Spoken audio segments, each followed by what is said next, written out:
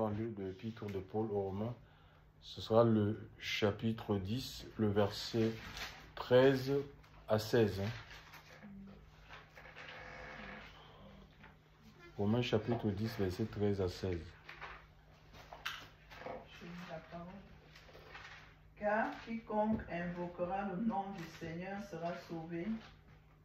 Mais comment invoqueront-ils celui en qui ils n'ont pas cru? Et comment croiront-ils en celui dont ils n'ont pas entendu parler? Et comment entendront-ils parler sans quelqu'un qui prêche? Mais comment prêchera-t-il si l'on n'est pas envoyé? Selon qu'il est écrit, qu'ils sont beaux les pieds de ceux qui annoncent l'évangile de la paix, de ceux qui annoncent l'évangile des bonnes choses. Mais tous n'ont pas obéi à l'évangile, car Jesaja dit, Seigneur, qui est-ce qui a cru à ce qu'il a entendu de nous? Ainsi la foi vient de ce qu'on entend, et l'on entend au moyen de la parole d'Élohim. Voilà, donc on peut s'arrêter là. Donc ici c'est un texte de l'apôtre Paul. Il s'adresse ici à l'église de Romains. Et comme nous, aujourd'hui, en fait, on n'est pas des Romains, hein, on est des gens de différentes nations. Et ces messages-là, les écrits-là, ça s'adresse aussi à l'église. L'église que nous sommes, l'église de la fin. Donc on voit ici dans le chapitre, dans le verset 13, il nous est dit que quiconque invoquera le nom du Seigneur sera sauvé. Ça veut dire que quoi? Ça veut dire que le salut, le mot sauver c'est sozo, hein, ou salut c'est sozo, ça veut dire délivrer, être protégé du danger ou de la destruction en fait. Et Actes chapitre 4, 12 nous dit qu'il n'y a de salut en aucun autre. D'accord? La délivrance ne se trouve que ça, la délivrance du corps, de l'âme et de l'esprit. Parce que nous, les êtres humains, on est tripartis. Cette délivrance ne se trouve en aucun homme, en aucun système d'église ou de religion. Le salut se trouve uniquement dans la personne de Christ. D'accord? Celui qui a donné sa vie sur le bois de la croix. Alléluia, son sang a coulé et nous sommes réconciliés lorsque nous croyons. D'accord? Lorsque nous l'invoquons, nous avons la possibilité de l'invoquer. Il nous sauve en fait. Il nous sauve de la damnation, c'est-à-dire de la mort éternelle, la séparation avec Dieu pour l'éternité. Et il nous sauve dans cette vie des difficultés auxquelles nous pouvons être confrontés. D'accord? Parce qu'il y a des difficultés qui sont liées à la vie. Et le Seigneur a la capacité de nous sortir d'affaires. Maintenant, il va dire à ces Romains, là, je ne sais pas, peut-être que c'était des gens, vous savez, il y a des gens qui vivent une certaine forme de christianisme où ils se renferment entre eux et ils vont se mettre à condamner, en fait, à juger les gens de l'extérieur. Alors que le message que Dieu nous donne, c'est pour que nous puissions le témoigner, en fait. On ne doit pas garder ce message pour nous. C'est un message qui est libérateur. D'accord? Il va dire, mais comment, quiconque invoquera le nom de Saint-Sacrement, mais comment invoqueront-ils celui en qui ils n'ont pas, oui, celui en qui ils n'ont pas entendu parler? D'accord? Comment, oui. Comment donc invoqueront-ils celui en qui ils n'ont point cru? D'accord? Celui en qui ils n'ont point cru. Tu ne peux pas invoquer, même nous mettons-nous à la place des gens qui n'ont pas qui ont la méconnaissance de Christ, de son œuvre. On ne peut pas nous demander d'invoquer. Nous on invoque Jésus aujourd'hui parce que on a cru en lui. Il y a quelqu'un qui nous a apporté ce témoignage. D'accord? Et voilà, donc il dit, mais comment ceux-là qui n'ont pas la connaissance de Dieu, ils vont invoquer, ils n'ont pas la connaissance du Seigneur, de l'œuvre qu'il a accomplie sur le bois de la croix, vont l'invoquer. D'accord? Donc pour invoquer, il faut croire. Il faut d'abord premièrement qu'ils croient. Et pour croire, il faut qu'ils entendent parler du Seigneur, qu'il y ait des gens qui apportent ce témoignage-là. C'est ça, c'est ce que nous sommes des témoins. C'est-à-dire nous sommes appelés, Dieu nous appelle à véhiculer en fait le message. On ne peut pas garder le message que nous avons reçu pour nous-mêmes. Ça veut dire qu'on est des égoïstes. Alléluia. Nous devons véhiculer ce message autour de nous à temps et à contre-temps. Alléluia. Par le Saint-Esprit, pour que les gens aient la possibilité de croire dans ce message pour invoquer son nom. Alléluia. Parce que c'est son nom qui sauve. Comment invoqueront-ils celui en qui ils n'ont pas cru? Et comment croiront-ils en celui dont ils n'ont pas entendu parler? Donc on voit que c'est la responsabilité de l'Église de parler du Seigneur. Nous devons parler du Seigneur autour de nous. Dans nos collègues, c'est vrai qu'il y a des lieux où, par exemple dans les entreprises, où les lois nous interdisent de parler du Seigneur. Mais il faut être dans la sagesse de l'Esprit. Il faut être capable à écouter le Seigneur. Alléluia. Il faut être soumis aux impulsions du Saint-Esprit. Ça peut venir de ces personnes elles-mêmes. C'est-à-dire que la personne va se livrer à toi, va s'ouvrir à toi par rapport à un problème. Et ça va te donner la possibilité de lui présenter le nom de Yahushua, Mashiach. Alléluia. Oui, voilà. Donc, pour que cette personne ait cette possibilité-là de crier au Seigneur. Donc, il y a plus que cela. Il y a aussi notre vie. Notre vie doit témoigner de qui il est. Et notre vie même est plus parlant que les paroles. Hein. Parce qu'on a beaucoup de gens qui parlent, mais leur vie, en fait, la vie est en porte-à-faux avec ce qu'ils connaissent de Dieu. Il faut que notre vie soit en alignement avec la parole du Seigneur. Alléluia. Mais c'est ce qui faisait la force des apôtres dans l'église naissante. Ils avaient la crainte de Dieu. Alléluia. La crainte de Dieu la crainte de Dieu, ce n'est pas la peur. Ce n'est pas la peur de Dieu. Oh, Dieu va me former. C'est un respect profond qui est mis en nous par le Saint-Esprit. C'est-à-dire de ne pas vouloir offenser Dieu, de ne pas attrister le Seigneur, de ne pas faire des choses qui vont irriter le Saint-Esprit. Alléluia. Donc, et c'est cette révérence-là nous amène à nous éloigner. Ça va nous amener à nous éloigner. C'est-à-dire, on ne va pas s'approcher du péché, nous accommoder à la vie de péché, ou aller dans des endroits sales, souillés. Non, ça va nous éloigner. La crainte de Dieu, on a besoin de retrouver. Et ça, l'Esprit de Dieu, un des noms du Saint-Esprit, c'est l'esprit de crainte de l'Éternel. S'il n'y a pas la crainte de Dieu, on va pécher sans limite, en fait. C'est la crainte de Dieu qui nous maintient, en fait, dans la sainteté. Et l'Église a besoin de retrouver cette crainte-là. Alléluia. Gloire à Dieu. Donc, il y a notre témoignage. Donc, c'est important. Hein. Vraiment, notre témoignage. Quand tu as reçu Christ en toi, mais ta vie est transformée. La transformation, elle est intérieure. Et cette transformation va s'extérioriser par ton langage. Hein. Tu ne peux pas sortir des ordures de ta bouche, en fait. Hein. Des ordures, des insanités, des intrigues. Le Seigneur il va changer ton langage, il va changer ta façon de parler. Alléluia. Notre bouche ne sera pas une bouche pour commérer. Il y a des gens qui n'ont même pas... Ce sera pour adorer Dieu. Adorer Dieu, on aura une vie de prière, parce que l'Esprit de Dieu, c'est un esprit d'adoration, c'est un esprit chantant, il intercède même. C'est un esprit d'intercession, c'est un esprit de supplication et de prière. Alléluia. Ça va nous pousser à la vie, au lieu d'avoir une vie de... Ça dit, quand on parle d'être une nouvelle création en Christ, ça veut dire que si autrefois, quand nous n'avions pas la connaissance de Christ, nous avions une vie, on avait une vie de commérage. C'est-à-dire quand tu te lèves le matin à 5 h du matin, tu as seulement envie de parler des gens, de raconter. Non, tu vas te lever à 5 h du matin, là, quand tu as été touché par Christ, tu auras envie d'adorer. Ça sera une vie, oui, c'est ça une transformation. Je vais quitter la vie de commérage, hein, de parler. Il y a des gens qui ont les vies de racontage, de bavardage. Au lieu d'avoir une vie, Dieu veut que nous ayons une vie de prière, une vie d'adoration en fait. On va se lever, ça sera pour adorer Dieu. C'est comme ça. Et des gens, il y a beaucoup de gens qui passent à côté des visitations Parce qu'ils passent plus de temps à s'occuper de la vie des autres. Ils courent même vers tes personnes. C'est seulement pour chercher parce qu'ils ont envie de parler.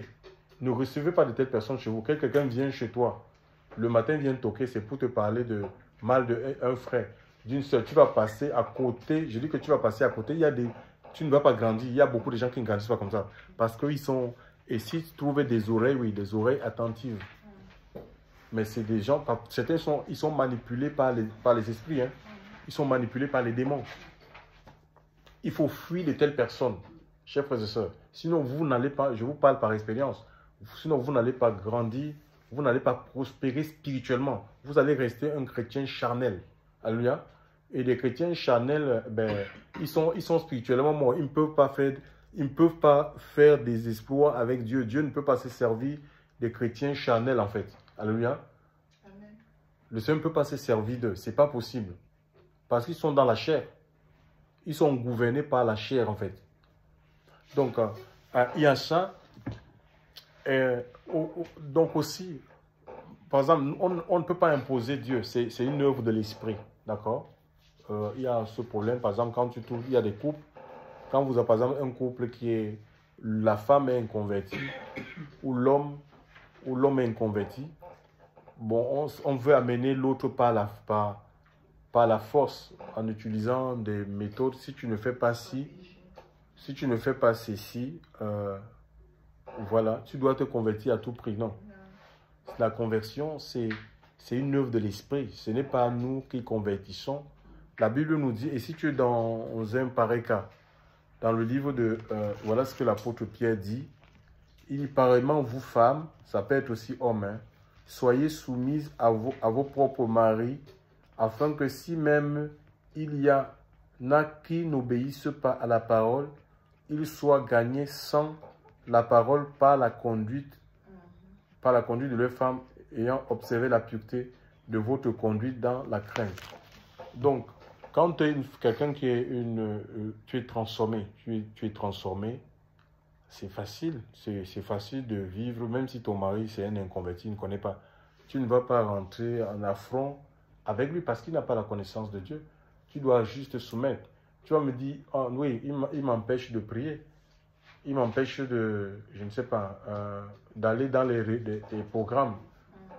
Mais imagine un peu que par une persécution, tu te retrouves en prison. Nous avons par exemple l'apôtre Pierre était en prison. L'apôtre Pierre, ils ont connu des temps. Pourtant, c'était les apôtres. Hein, c'était des gens qui devaient apporter la parole de Dieu ici et là. Que ce soit l'apôtre Jean, il a fait Patmos. En prison à Patmos, complètement détaché de ses églises. Mais comment il va aller? Il ne pouvait pas avoir des temps de communion. Nous vivons la persécution, mais on la vit différemment, d'accord? On vit la persécution, elle est différente. On ne peut pas taire le Saint-Esprit, d'accord?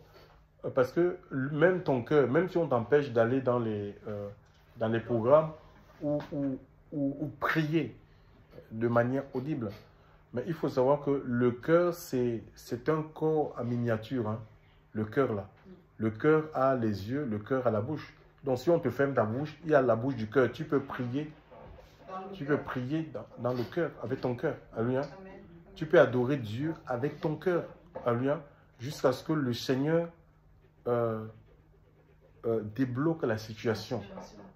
Bon, mais nous ne luttons pas avec la chair. Il ne faut pas rentrer dans la chair. Tu vas plutôt fermer le cœur de ton compagnon. Tu vas fermer le cœur de l'autre. Alléluia. C'est pareil pour nos enfants. On n'impose pas Dieu aux enfants. Nous devons les conseiller. Nous devons les enseigner la voie de Dieu. Alléluia. Oui, parce que il n'y a pas de méthode coercitive pour devenir spirituel. Ce n'est pas des chiens, en fait, qu'on va essayer de dresser pour qu'ils obéissent, en fait. Non. Eux-mêmes, à un moment donné, ils auront besoin de faire leur propre expérience personnelle. Je vous assure, c'est beau quand il y a un toucher de Dieu dans la vie de quelqu'un. Vous ne forcez pas cette personne à communier avec Dieu ou à obéir à la parole de Dieu, à prendre conscience de l'appel du Seigneur. Ça devient naturel. Alléluia. C'est comme ça, on doit prier. On doit prier pour nos familles, on doit prier pour nos enfants. S'il y a des conseils à donner, on les donne des conseils, on les montre la voie. Mais on n'a pas à se substituer au Saint-Esprit pour les imposer. On va en faire des religieux. Alléluia. On va faire des religieux. Donc, il y a ce témoignage-là. Le témoignage, donc, c'est même dans notre habillement. Hein. Ça, c'est important, en fait. Parce qu'on ne peut pas dire, on a rencontré le Seigneur, on va... Dans les églises, les gens ils vont presque nus. Ils vont nus. L'Écriture nous parle de la décence. Hein. On s'habille, on ne peut pas aller chercher la face du Seigneur étant nu. Moi, je ne vois pas les anges venir devant le Seigneur étant nus. Même quand on va rencontrer les grands de ce monde et les gens de ce monde, on se met, on essaie d'être correctement habillé. Mais le Seigneur et Dieu est l'autorité suprême. Alléluia. Il est l'autorité suprême. Donc, parfois, des gens, ils ont d'autres... on a d'autres visions, je dis surtout les églises, avec cette histoire, les gens ils veulent se marier, ils ont besoin de ceci, donc chacun est obligé de faire tout ce qui est à son pouvoir pour essayer d'attirer les regards. C'est le Seigneur. C'est le Seigneur qui met les gens ensemble. Hein. C'est le Saint-Esprit qui met les gens ensemble. Et surtout quand le Seigneur n'a pas besoin d'utiliser des méthodes du monde pour arriver à quoi que ce soit. Les promesses de Dieu sont certaines. On doit croire dans ce que Dieu a dit. Si il y a des promesses qui sont dans la parole, je crois dans ces paroles, elles vont s'accomplir. Je n'ai pas besoin de mettre une énergie pour essayer d'obtenir, comme quand on est dans le monde. Alléluia. On met de l'énergie, beaucoup d'énergie. Combien de femmes ils dépensent de l'argent ne serait-ce que dans les sites. Tu ne vas pas en tant que chrétien, tu vas pas aller t'inscrire dans un site qui va te prendre 1500 ou bien un site de rencontre. Et on va te mettre avec quelqu'un, on te dit oui, on t'a trouvé quelqu'un. On t'a trouvé quelqu'un et puis le jour où tu vas rencontrer la personne a une dent. Donc, court avec une dent. Tu dis, mais je souffre. Donc, c'est grave. Hein? Mais Dieu sait ce qui est bon pour nous. Alléluia. Le Seigneur sait ce qui est bon pour nous. C'est un bon Père. Alléluia. Et il faut être persévérant. Dieu n'oublie personne. Amen. Il faut être persévérant. Vous avez besoin de la patience. C'est le fruit de l'esprit. D'accord? Afin qu'après avoir accompli la volonté de Dieu, et c'est Dieu qui fait, il travaille nos cœurs pour que nous soyons en capacité d'accomplir sa volonté. Ainsi, ses promesses s'accomplissent. Parce que le Seigneur ne veut pas nous donner des choses et après, et qu'on n'arrive pas à gérer ces choses. Parce qu'on n'est pas suffisamment préparé. Alléluia. Donc Dieu nous prépare d'abord et avant maintenant de nous donner des responsabilités. Alléluia. Parce que même la bénédiction du Seigneur, ça peut te perdre en fait. Hein. C'est bien que tu peux avoir. Il y a des gens qui ont été visités par le Seigneur, mais ils ont abandonné. Après, ils se sont attachés à la bénédiction au lieu de s'attacher au Dieu de la bénédiction. Tu vois, et c'est comme ça qu'ils sont sortis de la présence de Dieu. Donc, ne forcez rien. Ne forcez pas les gens à faire, que ce soit vos enfants, ton mari qui est converti, ou à se donner au Seigneur. Sois témoin. Ce que le Seigneur veut, que nous soyons témoins. Alléluia. Soyons témoins et continuons à prier pour ces personnes et vivons la parole de Dieu. Alléluia. Et le Seigneur va faire l'œuvre. C'est Dieu qui fait l'œuvre. C'est pas nous. Gloire au Seigneur. On va prier vraiment que le Seigneur nous capacite ce matin, qu'il nous donne la force et la capacité. C'est pas évident. Alléluia. Donc vraiment qu'il enlève la honte. L'apôtre dit, je n'ai pas honte de l'évangile. Ça, c'est la puissance de Dieu pour le salut de quiconque croit. Et il va donner ce conseil à Timothée, qui était son fils dans la foi, que n'aie pas honte du témoignage à rendre. Alléluia. Oui, que vraiment, si Dieu nous donne les occasions, les possibilités, qu'on ne se taise pas. Qu'on soit en capacité de témoigner du Seigneur. Gloire au Seigneur. Père, nous voulons te rendre grâce. Nous prions, Seigneur, en ce matin, Seigneur Père, pour un souffle nouveau. Merci pour ta parole, c'est la vérité. Seigneur, nous prions Seigneur Dieu, de nous visiter, de nous donner la force, qu'on ne se lasse pas, Seigneur Dieu, de témoigner, Seigneur, qu'on ne se lasse pas, Seigneur Dieu Père, de te rechercher. Seigneur mon Dieu, mon Père, Seigneur, viens, visite-nous, Viens, touche-nous. Seigneur, affermis-nous. Que l'onction de ton esprit soit relâchée, Seigneur. Que l'onction du Saint-Esprit soit déversée. Seigneur, ce matin dans ce lieu, tu dis, vous recevrez une puissance. Le Saint-Esprit survenant sur vous. Et vous serez mes témoins. Seigneur, mon Dieu, mon Père, je crois dans l'onction de ton esprit. Seigneur, Dieu Père, qui brise les jours. Je prie, Seigneur, qu'il y ait un déversement. Seigneur, mon Dieu, mon Père, ce matin, dans la vie de mes frères et sœurs, dans la vie de ton Église, Seigneur, à travers les nations. Seigneur, mon Dieu, mon Père, restaure. Seigneur, mon Dieu, mon Père, Seigneur Dieu, la vérité, dans les cœurs, au puissant nom de Jésus.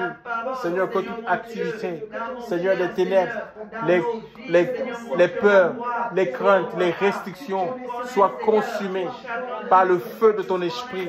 Seigneur, que ta présence soit réelle, que ta présence devienne une évidence. Seigneur, mon Dieu, mon Père, change nos faiblesses en force. Mon Dieu, mon Père, Seigneur, tu as tout accompli. Tu es la solution. Seigneur, mon Dieu, mon Père, merci de nous rassurer ce matin. Que ton nom soit béni pour tout ce que tu fais. Shatayama Shifili Bakata. Seigneur, nous t'adorons, Seigneur. Merci, mon Dieu. Merci pour tout ce que tu fais, ce que tu vas faire. Merci, Seigneur. Ma raison de vie, c'est de t'adorer. Et je veux t'adorer.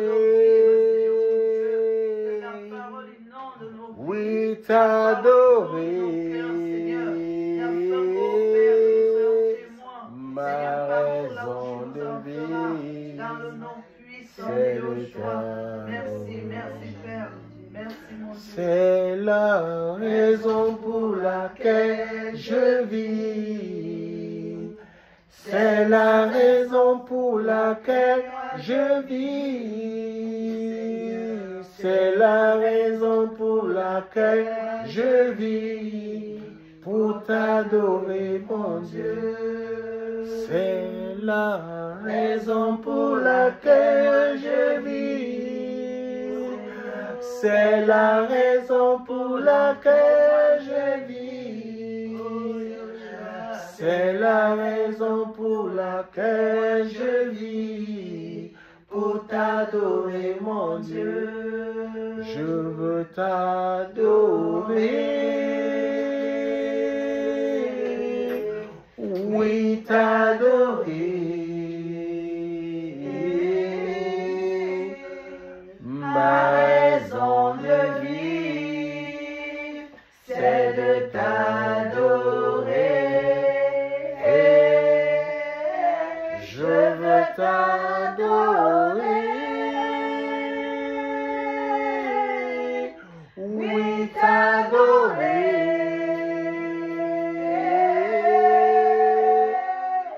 Ma raison de vivre, c'est de t'adorer. Ma raison de vivre, c'est de t'adorer. Ma raison de